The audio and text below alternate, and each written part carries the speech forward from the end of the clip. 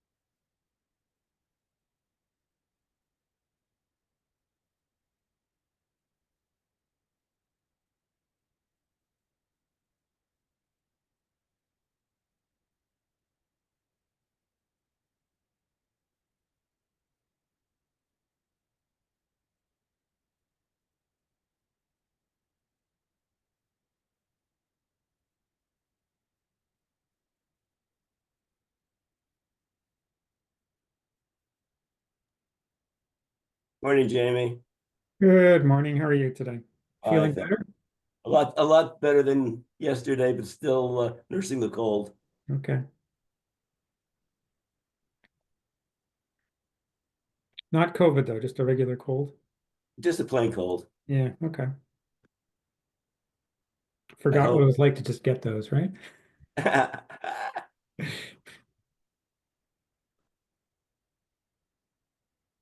Yeah, people tend to catastrophize as soon as their nose runs a little bit. Well, just because COVID is, I think, seems to be more contagious. But There are a whole bunch of other things going around also. Norovirus, yeah, the flu. My wife A. tells me every day. Yeah. Yeah,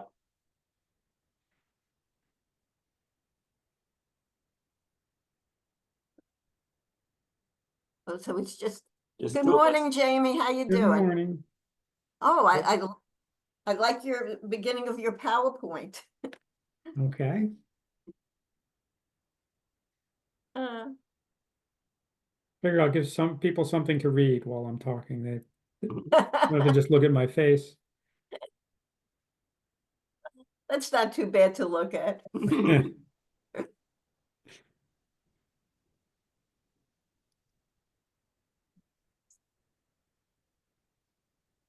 Hello, Morning, Marion. Morning. how are you? Okay. Good, good morning. Morning, Morning. Susan.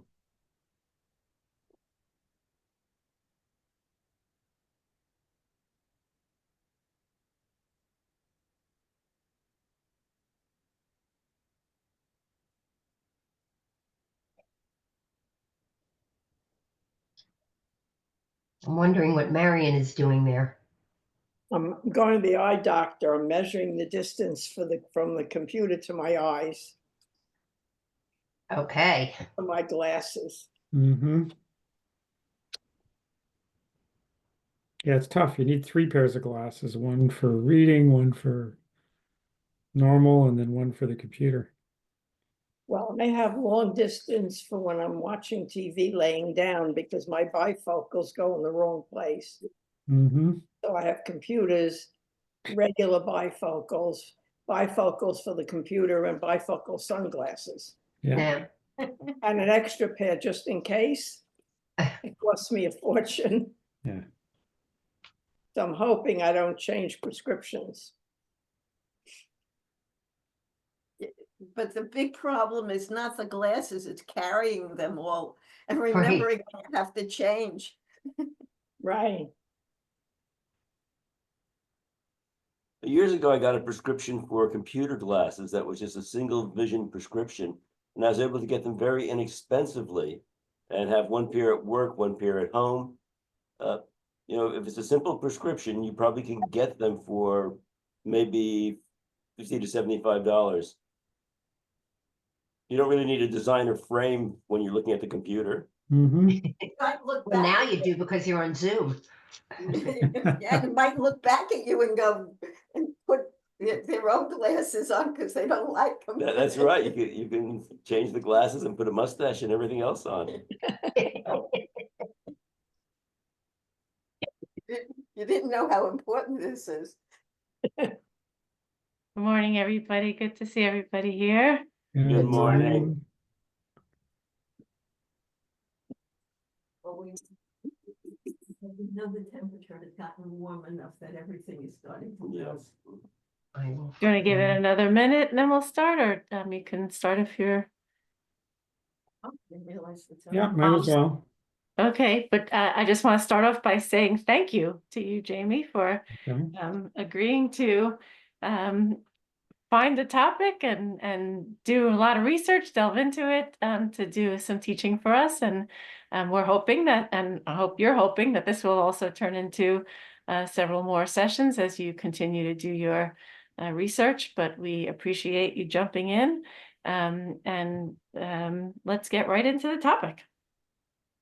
Okay. So I'm calling this an introduction because it really sets the stage for studying the prophets without really getting into the prophets themselves in this particular one. And I'll sort of go through that shortly. Let me go to the next slide. So this is actually, it's a interesting topic of study that I have in terms of what have we as Jews given to the world. And there's so many things that we take for granted that exist in our world that really come from a Jewish source. So obviously the first one is monotheism, right? So we are the monotheistic religion and the source for monotheism for the other major religions, for Christianity and Islam. But the other thing we've provided to the world, and we all live by the 7-day week, and this is a topic all by itself. The fact that we live on a 7-day cycle comes back to Bereshit, to Genesis, and God rested on the seventh day, and it didn't have to be. There are cultures that have lived with a 10-day cycle or other cycles, but the 7-day cycle and the idea of a day of rest once a week, that's a Jewish concept. So we've given that to the world, and we sort of take it for granted. Everyone lives by the Jewish week, the 7-day week.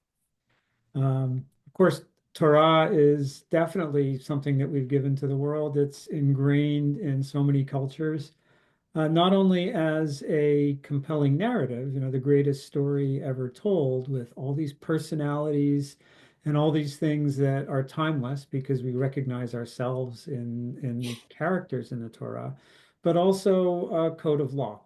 All of the mitzvot that we derive from Torah, that again are pretty much, many of them or most of them are accepted in the entire world in terms of how to live and how to behave.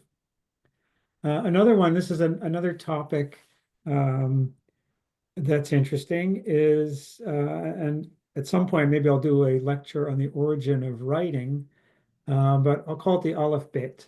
The alphabet that we use and the way of writing across at least the Western world, maybe not in China, in the East, is this phonetic language And the origins of it, I mean, it's attributed to the Phoenicians, but in fact, it came out of the area around Israel. And there's even one analysis I read that said it probably the very, very first recording of any kind of phonetic characters for writing came out of the region sort of between Egypt and Israel. And around the time of when the Israelites would have been settled or even slaves in Egypt.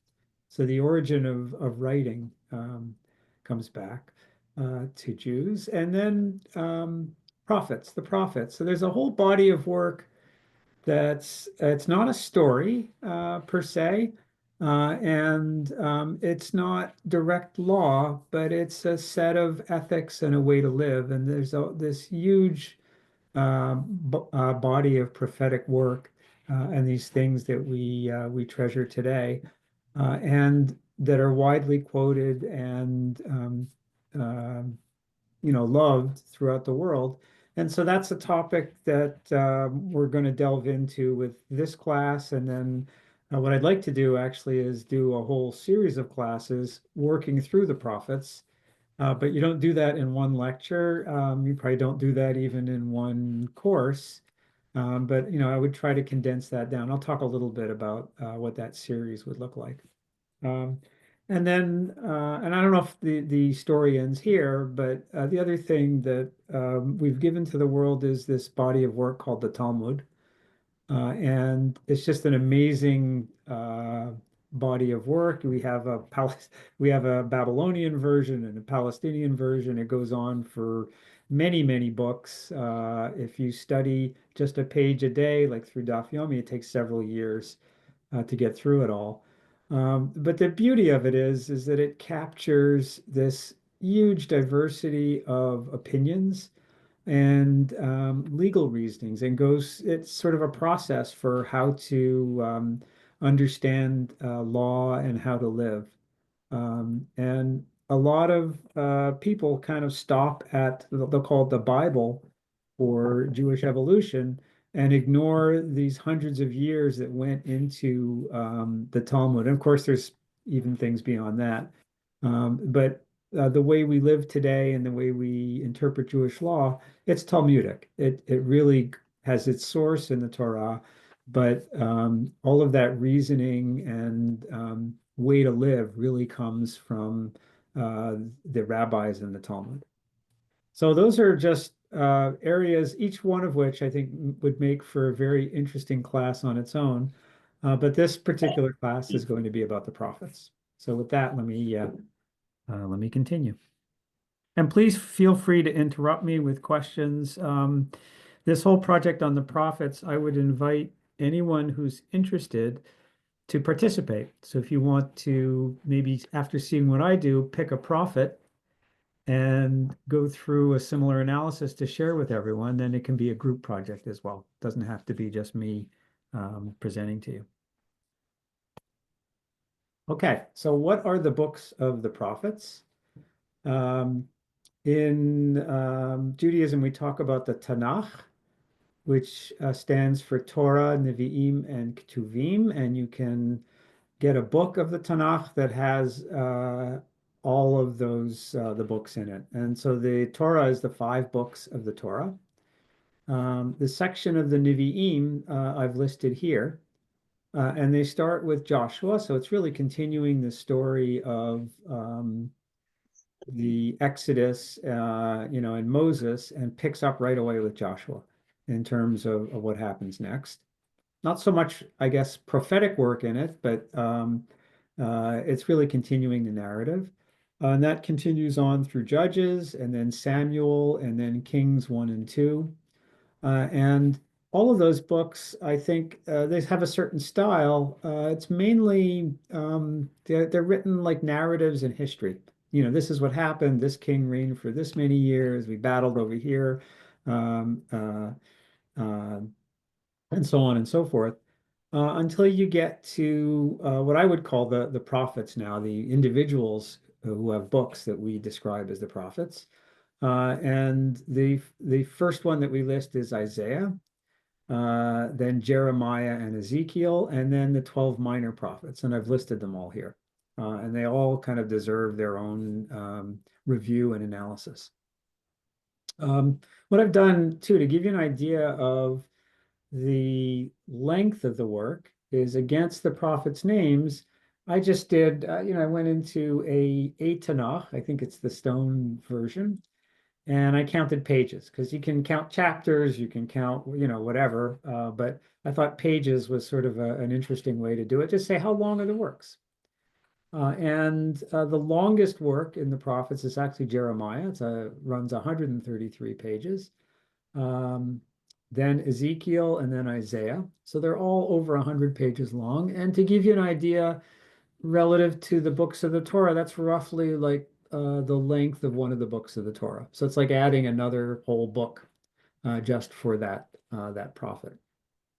And then when you get to the minor prophets, you can see that the length of the work that we've preserved is much, much smaller.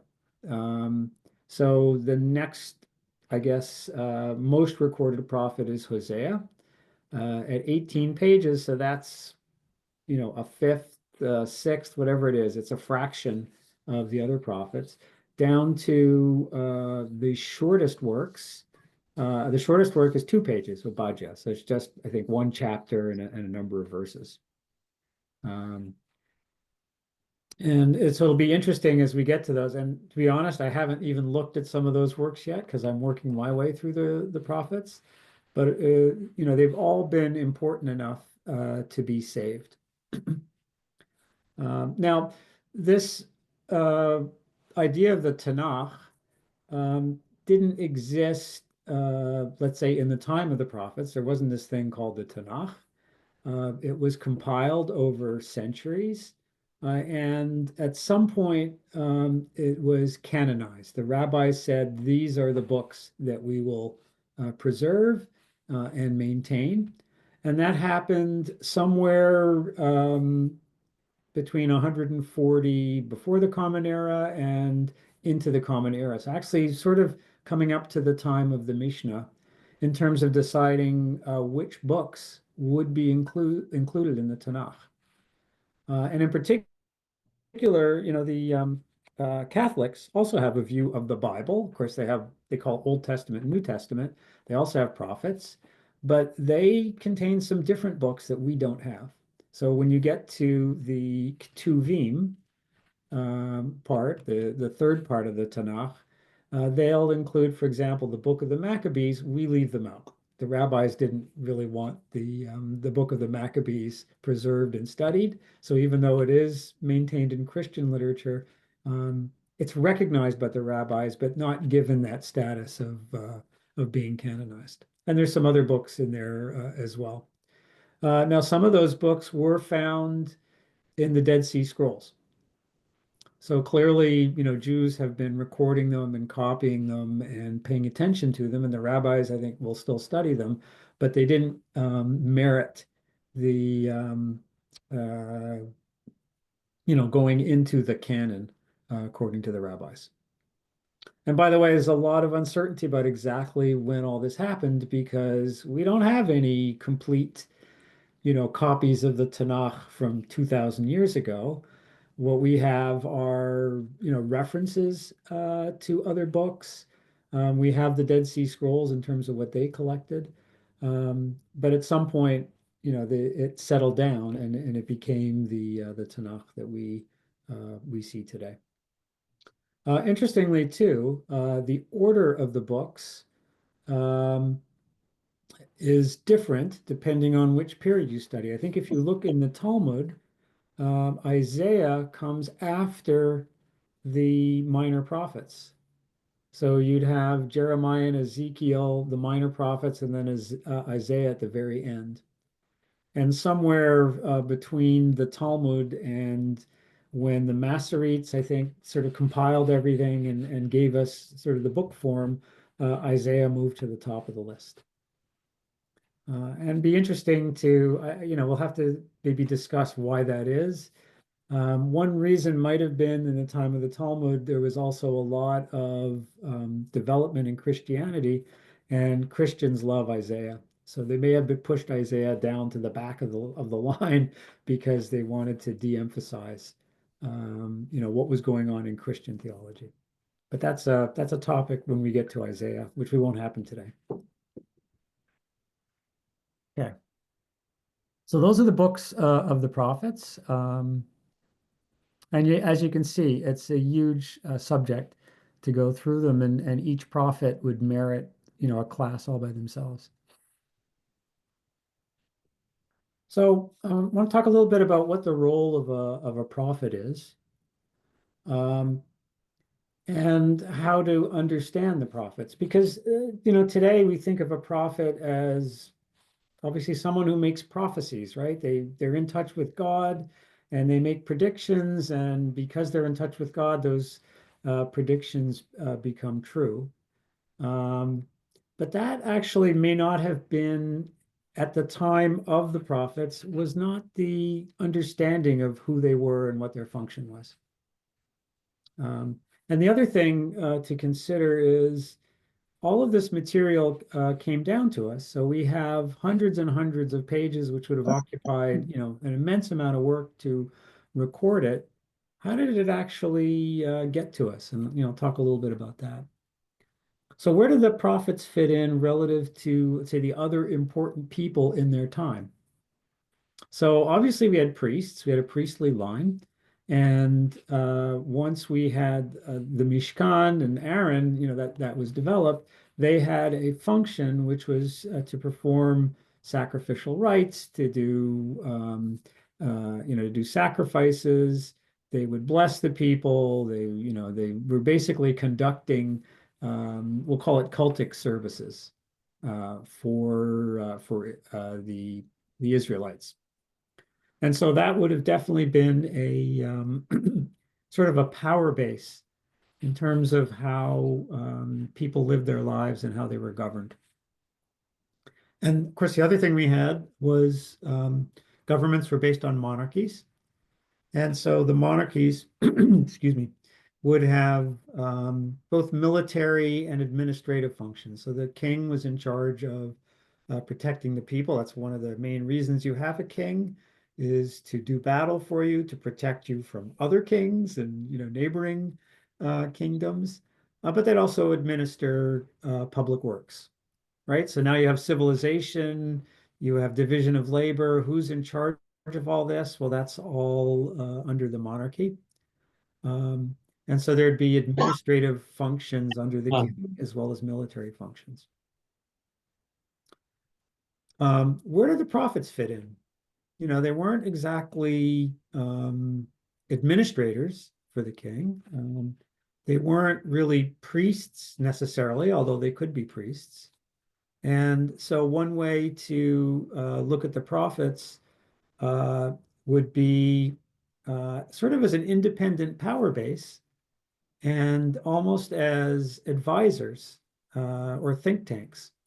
So you can imagine, today we have the Heritage Foundation and the Brookings Institute, and they sit outside of government and they produce position papers and advance thought. Well, I'd say maybe the prophets were something like that. They were there to sort of guide the people, provide advice to the king, and you see in the books of Kings and Samuel, they talk about the prophet, the king consulting with the prophet. What do I do next? How do I do this? Getting guidance, with the prophet being maybe a channel from God about what to do. And yet the prophet didn't, wasn't really answerable to the king. And we think of individual prophets today, right, as being the seers and the connection with God. But in fact, there probably were schools of prophets. It was almost like a profession. So you would join with a prophet, and there's references to this if you look in Kings, where they'll refer to the Nevi'im, the prophets, almost like they were part of a professional class of people. And so, and there are also cases where the word Navi is clarified in some of the writing to say that the Navi was someone who had visions, meaning that when that was written down, if they had to clarify it, it meant that Navi was taking on a new meaning. So they're actually redefining what Navi meant. So I think the way to think of the prophets, if you want to look at them historically, is think of them as a professional class that existed as advisors and who wrote think pieces and gave speeches to influence the behavior of the people. Also, they would have had a master-apprentice relationship. So you would join an existing prophet if you wanted to go into that profession, and you would get trained just like you would in a master-apprentice relationship. And again, there's references to Bnei HaNevi'im, the sons of the prophets. So those would have been the apprentices. And there's also the word, it's an interesting word called Na'ar. Na'ar we understand in Hebrew means a youth, but it's applied to people who are clearly adults. So they'll say, the Nar is like 50 years old. Well, they're obviously not a youth anymore. And maybe the way to, I'm sorry, go ahead. Yeah. Anyways, the way to think of a na'ar is as an apprentice. So when you have a master-apprentice relationship, the apprentice would almost be like the children of the master. You would take care of them and work on their development. And so the prophets were really think of them as a class of people, and their job would be as advisors to those in power.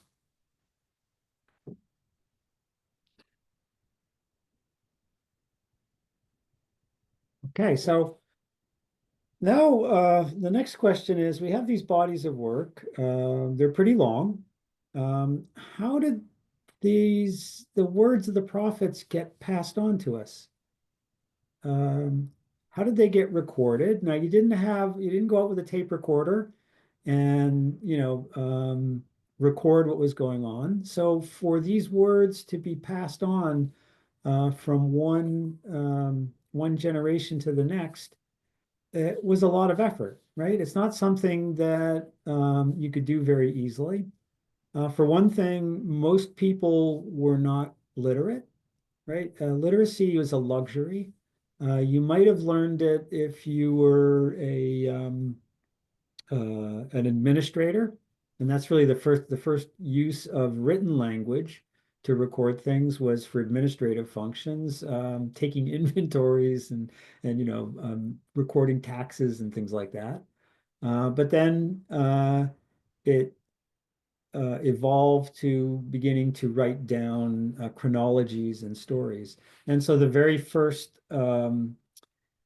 transmission of the words of anybody in those days would probably have been oral. Someone had to have taken the time to memorize the words of an individual for it to be passed down, and eventually would start to write it down. And that's actually true if you look through Jewish history. So many things were oral and then came to be written down, even up to the point of what we call the Mishnah, the Torah Baal Peh, the oral law, which was passed down orally for centuries and centuries before there was concern that would be lost, and then was written down in the Mishnah, and then from that we get the Gemara. So there's a long tradition of passing information down orally. So one of the questions is, who was memorizing this stuff? What were they, why were they going through the effort of memorizing the words of these individuals, and how did they gain so much importance where you'd had sort of people organizing themselves to do this? And then, of course, when did they start recording them? Because if you think about writing, going back to biblical times, um, to write something, the original works were either done if they were not in hieroglyphics or cuneiform, they were writing with ink on either papyrus or on scrolls, leather scrolls. And think about the effort it would take to create either papyrus to get the equivalent of paper to record things, or if you wanted something more permanent, a scroll. Well, imagine, you wanted a book, and today we commission a Torah. It costs many thousands of dollars. It's hundreds and hundreds of hours of work to produce, one Torah scroll. And now think about what it would have been like to try to record the words of the prophets. So there had to be an immense effort taken to record this information. And so again, to have that, you really need a guild or a prophetic school. And they would have been the scribal community to record the words of the prophets. And so that actually adds another dimension to the prophets.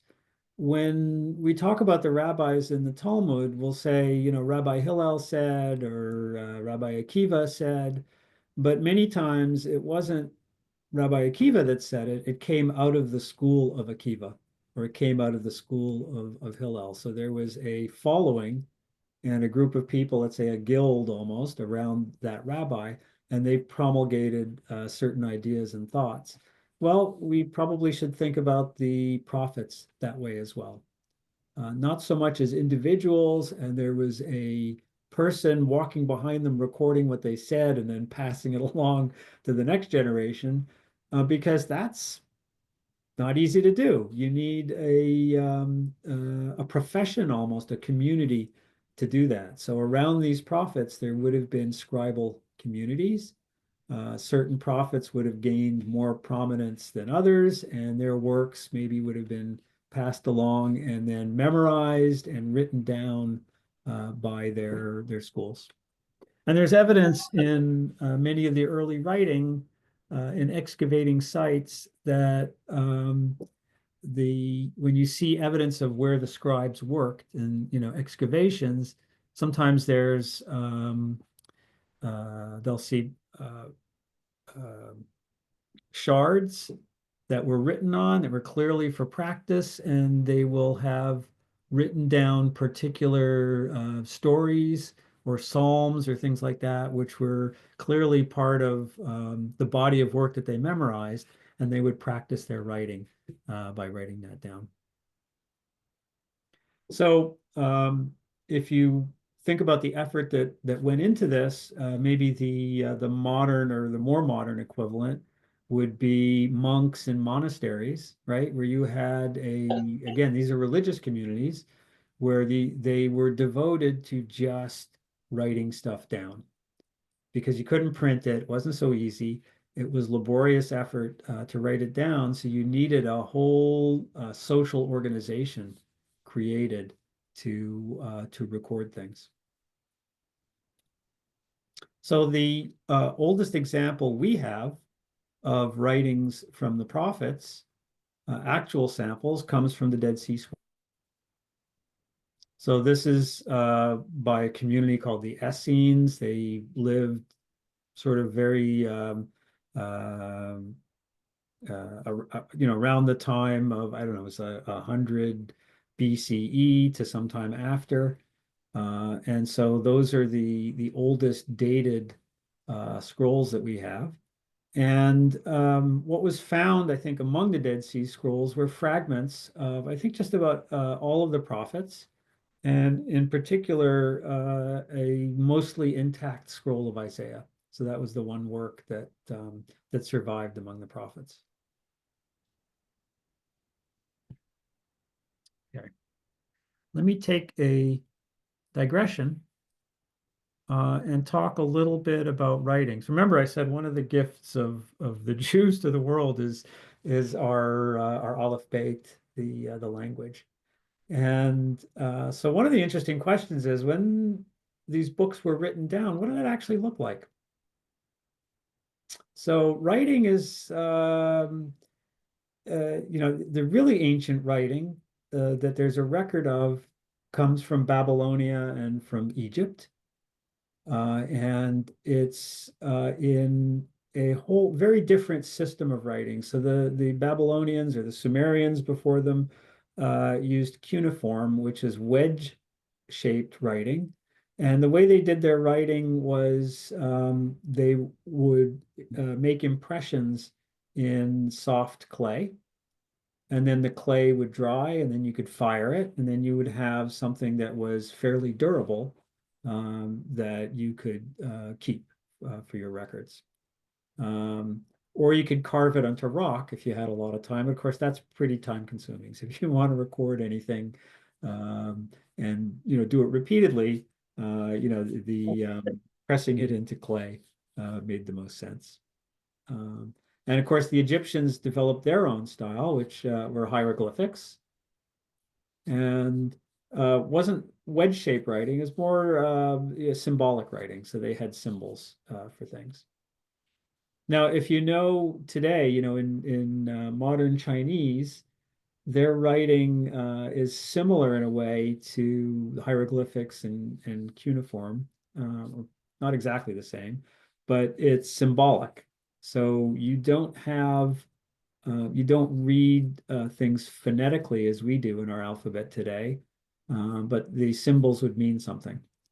Now, the disadvantage to this system is that you have to memorize hundreds and thousands of symbols to be able to put together meaningful narratives, right? You needed a symbol for everything. A house was very different than a dog, which was different than water, etc. And so it was an immense amount of work to learn the vocabulary to be able to do this. And in fact, I think if you look at the evolution of the cuneiform writing, at some point it evolved to become like a rebus, where you learned less symbols, but those symbols would be stand-in for a group of sounds. So it wasn't quite the phonetics that we have, but maybe a syllable, and then you would combine it was be like writing a syllabus, like where a rebus, where, for example, you want the sound I, so you draw a picture of an I, and you wanted the sound dogs, you draw a picture of a dog, and you could make words out of that. And of course, that's all very inefficient, but that was the writing of its day. Well, if you go back to about 1500 before the Common Era, the very first phonetic script came to be developed, and the Phoenicians are credited with developing this script and popularizing it, because the Phoenicians were great traders on the Mediterranean, so they interacted with all of the peoples that they could reach on the Mediterranean, and they were through trading routes. And so, their work became widespread. Well, the way we understand the Phoenician library is actually through Hebrew, because, again, the Jews had adopted this phonetic language as well. And like I said, there was one book that I read that claim the very first recorded instance of these phonetic characters came from cliff walls in the desert between Egypt and Israel. So where the Israelis were, let's say, around the time that they were there was the very first recording of this kind of language. And then, of course, it spread. So this picture I have on here on the left is the Phoenician alphabet. And of course, it lines up with our alphabet today and the Greek alphabet, because it all came from that one source. So the Aleph, Bet, Gimel, Alpha, Beta, Gamma, these Delta, these all came from this early language and this phonetic way of writing. So what you see on the left are the Phoenician characters. They don't look anything like the Hebrew that we practice today.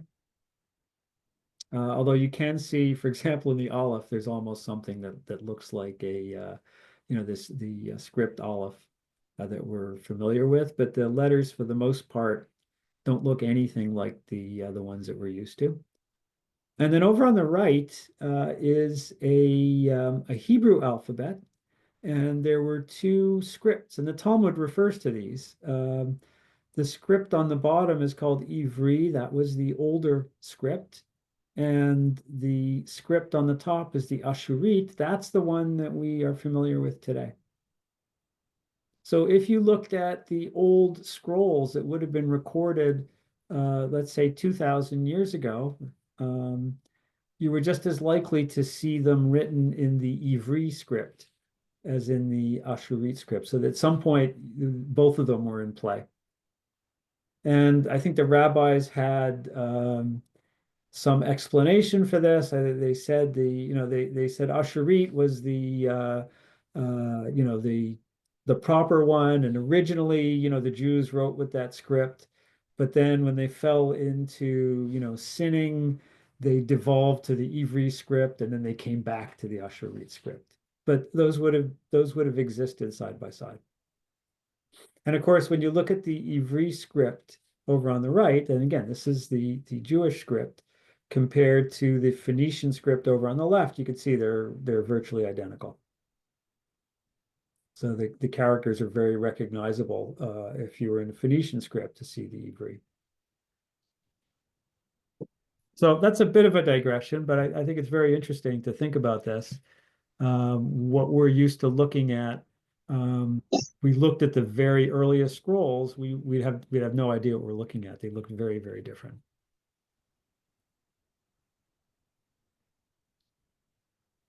Okay, so now let me get to history and just give the historical timeline, because again, what I'd like to do is put the prophets in the context of history. And one of the most interesting parts about the prophets, as opposed to the other books that we study, is that they exist in history. They are corroborated in many cases by not just Jewish texts, but by texts from other sources. So the ancient Egyptian texts or the Babylonian or Persian texts will make mention of some of the same characters that we find in the Jewish text, so that we don't have to rely solely on the Jewish text to understand what happened in history. And there's also archaeological evidence of what went on in those days. So the dating becomes much more precise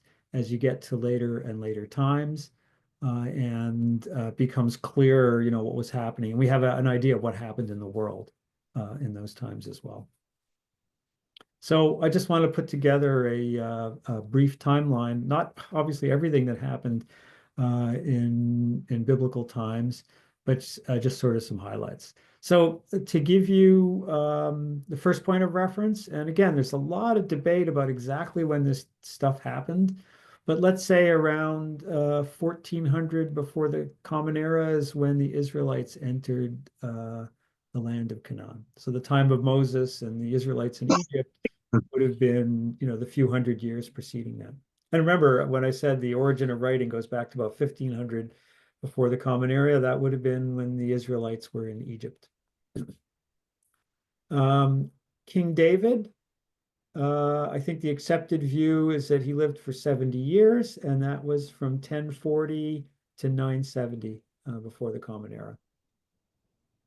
And what's interesting, when I look at Orthodox Jewish sources, they put him about 150 years later.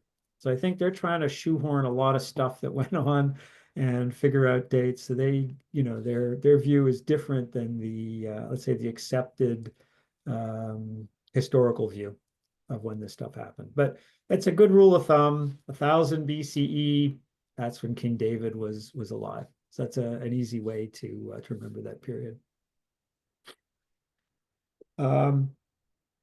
So what's important to Jewish history is what was happening among Assyrians. And if you look in the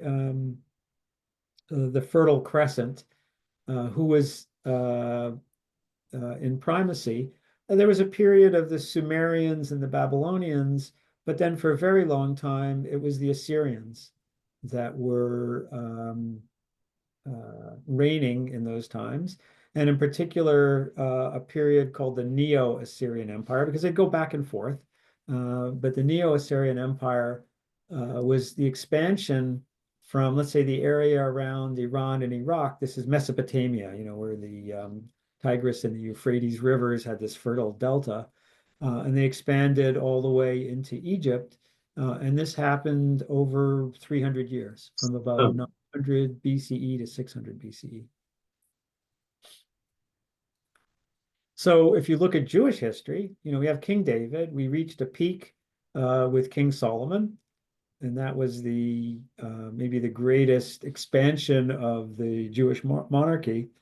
And then it pretty much went downhill from that point on, because King Solomon didn't do a very good job of passing the monarchy on to his children, and there was an immediate split of the sons of King Solomon. You had King Rehoboam under of Judah in this, let's say, the southern kingdom, and the northern kingdom under King Jeroboam split off. And if you read in the Book of Kings, it had to do with, King Solomon imposed all kinds of taxes on the Israelites to build the temple and to do, all of his public works. And the North was chafing under that when Solomon died, and the brother sort of complained, representing the North. The response from King Rehoboam was, "Well, if you thought it was bad before, I'm going to make it much worse." And that was it. The kingdom split, and now you have the northern kingdom of Israel and the southern kingdom of Judea. And then if you can look under in the Book of Kings, there's just a succession of kings in both the northern kingdom and the southern kingdom. And you have the prophet Elijah, you have other, prophets, and even there's mention of Isaiah and some of the prophets in the Book of Kings as well. But both the northern and southern kingdom would bounce back and forth between idolatry and following religious practices, according to the priests and the prophets. So it seemed like they would just alternate. You'd have one righteous king, and the Jews were, following the mitzvot, and then they would fall into idolatrous practices. And then the notable kings that I guess reformed Jewish practice. One special one in the Book of Kings is King Hezekiah, who's known as a righteous king, and he reformed religious practices. And in particular, you start to see reforms to centralize worship in Jerusalem as the place to do sacrifices, whereas before that, there were many, many centers of priests and sacrifice. And under King Hezekiah, you see the centralization of Jerusalem. Now, in the time of his reign, and again, some of this is related in the Book of Kings, the interactions, Assyria sweeps into the region and conquers the kingdom of Israel and disperses the tribes that lived in the northern kingdom. So this is the origin of the 10 lost tribes, right? The practices of the Assyrians were, I guess, move the people out, disperse them through the empire, and so they lost their identity. Having said that, there still were remnants of Jews that stayed in that area. They just never established themselves again after that as the Northern Kingdom. I think it's a couple of generations after King Hezekiah, there's King Josiah. Again, Hezekiah had a son, Manasseh, who was an idolater, so he's a bad dude. But then after him comes King Josiah, who again institutes reforms. And under King Josiah, there's a mention of this book of the Torah that's discovered in the temple, which we believe is Deuteronomy, Devarim today. And he reigned in 640 to 609. So sort of the end of the, I guess that's the 7th century, it's called. Soon after that, Babylonia rises, again, briefly, but they sort of overwhelm the Assyrians, and they sweep in as well, and they capture Jerusalem. And this is the period where there's the capture of Jerusalem. The Jews are deported to Babylonia. The first temple is destroyed. And so that happens, I think the typical year that you see is 586 for the destruction of the temple. It didn't happen immediately, there was some period where they were captured, but it was about that time. And I think that's fairly accepted historically about exactly when that happened. Again, in Orthodoxy, sometimes you see the dates are pretty far off from these. What was I going to say here? So the practice of the Babylonians, unlike the Assyrians, was that they deported whole communities, and those communities were able to maintain their identity and their flavor even as they were deported to Babylonia. So once that deportation happened, what you see is the establishment of communities in Babylonia that existed and continued on for centuries, to the point where the Talmud, and this is now hundreds of years later, the Talmud that we study today is the Babylonian Talmud, because it came out of the yeshivas in Babylonia, as opposed to the Palestinian Talmud that came out of Israel. Well, Babylon has really just a brief, if you're looking at these timescales, it didn't last very long, and within 40 or 50 years, Babylon fell to the Medes, or the Persians. And in particular, Cyrus the Mede is recognized by Israel for allowing the Jews of Babylon to return back to Israel and to join the Jews of Israel. And we have the book of Ezra and Nehemiah that talks about the return and the reconstruction of the temple.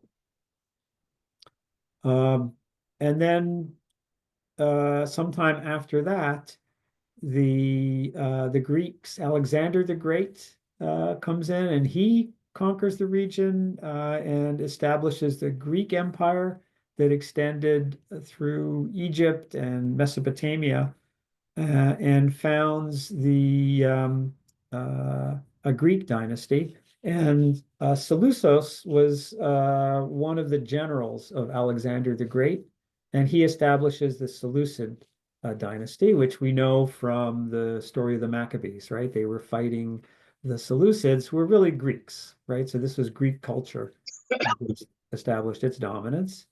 And that period lasted from roughly 321 to 63 before the Common Era. But for a time, we had the Maccabean Revolt, which is, let's say, 167 to 160 over several years. And the Hasmoneim established a dynasty in Israel. So there was a Jewish control of that until the Romans came in and then just sort of wiped them out. So that's the review of history. And I'm not blocking this with you can see the whole thing, right? So I've got on my screen, I see an image. Okay. So I put it on a timeline for you, and put the prophets on the timeline as well. So we're working, of course, the moving forward in time is moving to the left. And we see King David over on the right side here, around 1000 before the Common Era. The first temple is built by Solomon soon after David dies, so that's dated at 957. You see the ascendance of the Neo-Assyrian Empire over that 300-year period, starting around 900. And the first of the prophets are the prophets of northern Israel. So it's Amos and Hosea, and Jonah is interesting. And when we get to that, if you place him in history, it's about the fall of Nineveh, and because we read this story about Jonah going to um, warn the city of Nineveh about their destruction. But that was the sort of the capital of this empire. So he's dated with these northern prophets. And then we'll call them the rest of the prophets all had to do with Judea. So where they preached, where they had influence was in Judea as opposed to the northern kingdom. Of course, there's no one to preach in the northern kingdom after 722 because that's when the Assyrians came in and dispersed the peoples of the northern kingdom. But again, the early prophets we have are Micah and Isaiah. And then Zephaniah and Habakkuk are somewhere here in, say, around 650. And then around the time of the Babylonian exile, we have Jeremiah and Ezekiel and Obadiah. And interestingly, if you look at the book of Isaiah, um, the book covers three historical periods, one of them being here, let's say pre-exile or long before pre-exile. Then there's a period that seems to cover the exile period and even a later period that covers the rebuilding of the temple. So there's a view that there's a second Isaiah and even a third Isaiah, and because the span of the writing is so extensive, it's hard to attribute it to one person. Although the Orthodox do try, and they provide different years for when Isaiah prophesied. And then the later prophets, you have these are again associated with the return of the Jews to Israel and rebuilding of the temple. And you get Haggai and Zechariah, Joel, and Malachi as the last prophet that we have. And the prophecy ends, the age of the prophets ends with Malachi. So he's the last one. And of course, in here we have other empires. We have the Babylonian Empire, responsible for the destruction of the temple, had a brief sort of flowering, and then extensive control by the Persian Empire, and then the Greek Empire after that. And of course, after the Greeks is the Romans, who go on for hundreds of years. So this is the historical context for the prophets. And like I said, this lecture is meant to be just stage setting, to say, if we're going to look at the prophets, what do we know about them? How did they exist in history? What was going on in the world? What were their key messages? And so my intent is to work my way through the books of the prophets. And if I go back to the list, starting with Isaiah, and then going on to Jeremiah and Ezekiel, and then going through the minor prophets. And if anybody wants to, like I said, participate in this and do their own study and maybe pick a prophet, then I'd be happy to work with them to do this. So let me conclude because we're just about an hour through, and I'm not going to go through all these slides, but they're in the package. And if anybody wants the package, these summaries are taken largely from the Encyclopedia Britannica, so a little bit of maybe of a more Christian view on some of it, although I've edited some stuff out just to give, because I think they're probably more historically authoritative in terms of when the prophets lived. And provide just a brief summary of each of these prophets, more or less in chronological order. So you have Hosea in the northern kingdom. And when he lived, the book of Amos also active in the northern kingdom about that time. So these are the earliest prophets I showed on the timeline that were in the north. The book of Isaiah is most interesting just because it spans such a long period. Now, if you look in the stone Tanakh, they give the date of Isaiah as completely different than I guess, the accepted historical view of Isaiah. They kind of put him in the middle, starting much later and ending around 533, because the prophecies of Isaiah were pre-exile by the Babylonians, and then there's the Deutero Isaiah, which is post exile, and then the Trito Isaiah. The last few chapters of Isaiah have to do with sort of the rebuilding of the temple. So that's Isaiah. The book of Jonah, again, is interesting because while it's set very early, according to the Encyclopedia Britannica, at least, it was probably written well after the Babylonian exile. The book of Micah is a minor prophet. Again, it's older, but it's fairly early in history. And then I'm not even going to go through these. You can see Zephaniah. So I have little capsule summaries of all these, down to I guess the last recorded prophet is Malachi. Malachi is interesting because there's not even a name; it's just a translation of the Hebrew word for messenger. And so and what you find, the nature of the works of the prophets changes, the message changes with the historical times in terms of what was happening. So by the time you get to Malachi, it's about sort of the rebuilding of the temple and reestablishing practices and proper worship, etc. Okay, have I used my hour? Is that about right? Yeah, great. We have a minute for anybody who wants to have any questions or comments, but wow, Jamey, incredible amount of research and getting our appetite wet for, like studying and really delving into some of these prophets and what they had to say, their impact. I'm intrigued by the what you spoke about, like the apprentice relationship, and Mhm. if any of these, like I don't honestly know enough about the like, did any of our these prophets influence each other? Like, is there evidence of that? And Yeah, there probably I imagine there were schools of prophets. So there might have been the Isaiah school and the Hosea school, etc. So they probably did have some intercourse, but it's not like the Talmud where they're arguing with each other. So, I don't know, maybe they were like the Brookings Institute and the Heritage Foundation, where they would have position papers and maybe have differences of opinion in terms of advice that they gave to the powers that be. It's a very good Thank you. perspective. Thank you. Yeah. That's So amazing.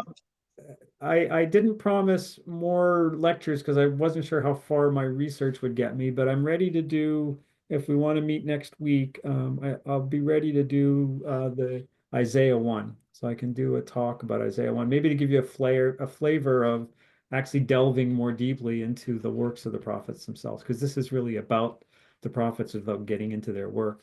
But I can do that as a first sample for a week from now, if Thank you, everyone wants Jamey. to I do just that. want to check with people. It's next Monday happens to be President's Day. Mm-hmm.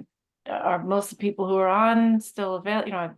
I want you to have an audience, Jamey. I want you to have attendance. So you I'm should flexible whenever you show guys. hands. Is next Monday okay for everybody? Not me, but don't stop on my account. I can get the recording. Okay, everybody else? Thanks, Susan. Sorry. Or would the one Monday after that be any better or no? I can do the Monday after that. Doesn't matter. Mm. Yeah, whatever's convenient. Very good for us, Yes. and that's, Yeah. don't stop for us. Yeah, I'll be We're away away next the Monday week, after. so for the following week. So is the following Monday better for most people? Not for us. Oh, Do it next okay, Monday. so we're not gonna find a date that's good for everybody clearly, but luckily we do have a recording. Jamie, tell us what's better for you. Probably next week, and Okay. then I'll need more time after that. I've got some travel and but I'd like to start working my way through the books of the prophets. So this is really a personal endeavor for me because I always wanted to study the prophets a little more. It's fun to do the research. Great. Thank you so much, and we're gonna benefit from it, so thank you. Okay. This was If you're willing to fascinating. share, yeah. Appreciate the history of it. I always to know where things went. That was fantastic. Okay. Thank you. Good. Jamie, Well, did actually, you I'll make the repeat that slides in available? any lectures of the prophets, so you could put them in history. Yeah. I think, Appreciate it. Barry, did you have a question? Yeah, can you make the slides available? Sure. Yeah, I'll be happy to do that. And how would you plan to do that? Just I'll give them to Wendy and have her distribute them. How's that? great. Awesome, thank you. Great, thank you, Jamie. All right, Right. thanks, Excellent. everybody. Excellent. I guess you Very can good. stop the Great recording, job. whoever's, Okay. Thanks all. Bye-bye. okay. Thank you, Bye-bye. Jamie. So just, Bye. yeah, Thank stop you. the recording, right, okay.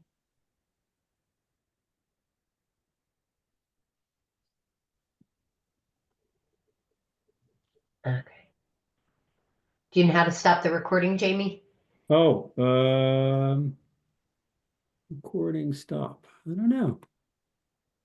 There should Will I be stop it? I didn't start it. I think Wendy did. Amanda.